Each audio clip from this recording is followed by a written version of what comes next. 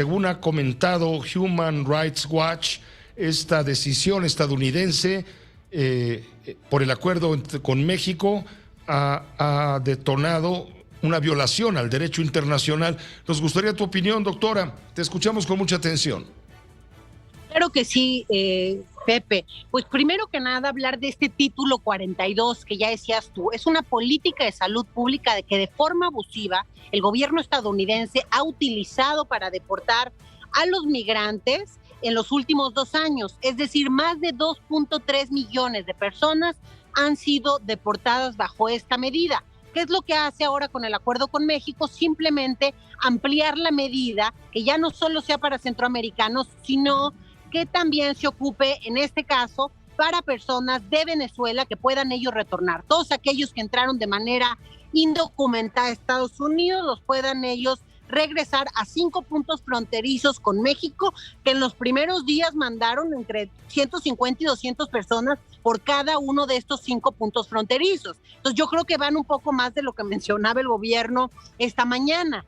Y por el otro lado, subrayar que esta medida, además de violatoria a los derechos humanos y de no tener caso ya, porque ya pasó la pandemia, ya hay una vacuna, estamos en un momento muy distinto al momento en que se instauró, simplemente que esto facilita y abarata las deportaciones para Estados Unidos porque no siguen el debido proceso, lo cual pone en mucho riesgo a las personas en movilidad, porque incluso aquellos que tienen un posible caso de refugio o asilo en Estados Unidos, ni siquiera se les da la oportunidad de aplicar, simplemente se les deposita en la frontera. Luego, el tema de las 24,000 visas humanitarias, como dice el presidente de México, pues sí es una buena noticia, pero limitada. Más sabiendo que en los últimos meses más de 150,000 migrantes venezolanos han transitado por territorio mexicano, tan solo en el último mes 25,000 de ellos lo hicieron, entonces pues es menor esta cifra y sobre todo hay un problema en donde ha faltado, creo, flexibilidad y empatía. Muchos de los migrantes que ya habían salido, que estaban viajando por el Darién, que ya estaban en México incluso,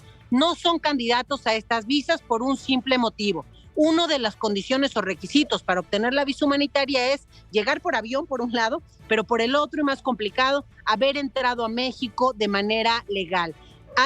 Pepe, desde el 21 de enero de 2022, México impuso una visa a los venezolanos, una visa que para obtenerlo hay que mostrar recursos y patrimonio muy por encima de lo que tienen hoy la mayoría de los venezolanos. Por eso es que la gente, en vez de venir en avión, decidió pasar por el Darién y arriesgar la vida y la integridad, porque ya no pueden viajar a México con esta visa, entonces no van a cumplir los requisitos para obtener esas visas humanitarias, al menos todos estos que ya estaban en tránsito. Sí, se está hablando de que Estados Unidos ha venido deportando, obviamente tú lo acabas de indicar por día, pero desde octubre hasta el 18 de octubre habían echado para acá, de este lado de la frontera, a más de 4,000 venezolanos, 4,050 según los datos que tengo aquí en la mesa.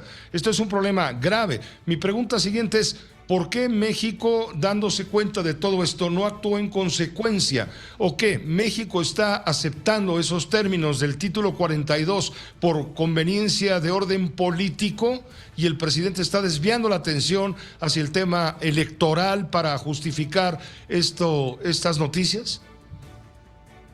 Bueno, el tema electoral sí juega un papel importante porque los políticos en Estados Unidos han usado a la migración como un tema político, hablan de invasión migrante, los mandan en camiones a Nueva York, a Washington, hacen escándalos, en fin. Sí es un tema que ha jugado en la política estadounidense, pero me parece que aquí el presidente está minimizando el acuerdo asimétrico que tomamos con Estados Unidos, a cambio de 24,000 visas humanitarias para venezolanos, que aunque se puedan ampliar, pues repito, hay que ver que realmente la gente cumpla con esos requisitos, porque pusieron los mismos requisitos que para Ucrania, pero la situación en Venezuela es muy distinta.